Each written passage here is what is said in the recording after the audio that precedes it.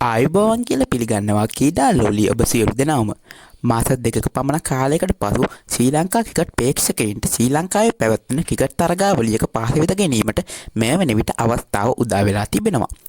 මේ වන විට පවත්වීමට සූදානම් කර තිබෙන ශ්‍රී ලංකා වයස අවුරුදු 19න් පහළ කණ්ඩායම සහ බංගලාදේශ වයස අවුරුදු 19න් පහළ කණ්ඩායම අතර පැවැත්වෙන එක්දින තරගාවලිය හේතුවෙන් ශ්‍රී ලංකා ක්‍රිකට් ආයතනය සහ බංගලාදේශ ක්‍රිකට් ආයතන එක්ක සංවිධානය කරනු ලබන මෙම යෝන් එක්දින තරගාවලියට එක්දින තරග 6ක් ඇතුළත් වී තිබෙනවා.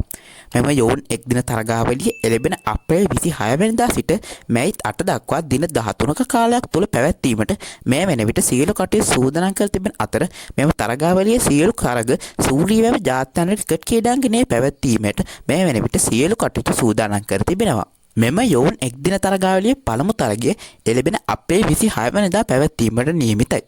එම තරගාවලියේ දෙවන තරගය එළඹෙන අප්‍රේල් 28 වෙනිදාත් දෙවන තරගය එළඹෙන මැයි 1 වෙනිදාත් පැවැත්වීමට නියමිතයි.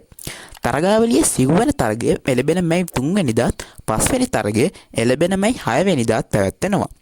එක්දින තරගාවලිය අවසන් කරමින් තරගාවලියේ අවසන් එක්දින තරගය එළඹෙන මැයි 8 වෙනිදා පැවැත්වීමට නියමිතයි.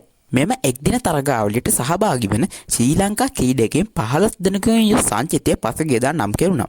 එහි නායකත්වය විමන් දිනසරට හිමි වී තිබෙනවා.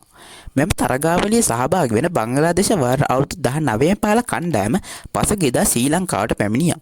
තරගාවලියට සහභාගී වන කණ්ඩායම් දෙකෙම ක්‍රීඩකයන් පෙර පුහුණු ක්‍රීඩා අටුවල නිරත වන අයුරු අපට දැක ගැනීමට හැකියාව ලැබුණා. ඉතින් මෙම තරගාවලියේ ඉදිරි තොරතුරු සමගින් නැවත හමු වීමේ බලාපොරොත්තු ඇතිව අද මම වීඩියෝ එක අවසන් කරනවා. ඉතින් ක්‍රිකට් ලෝකේ අලුත් යන තොරතුරු එසෙනින් දැනගන්න දැන්ම මගේ channel එක subscribe කරලා bell icon එකත් click කරලා තියාගන්න. එහෙනම් අද මම ගිහින් එන්නම්. ඔබ සැමට සුබ දවසක්.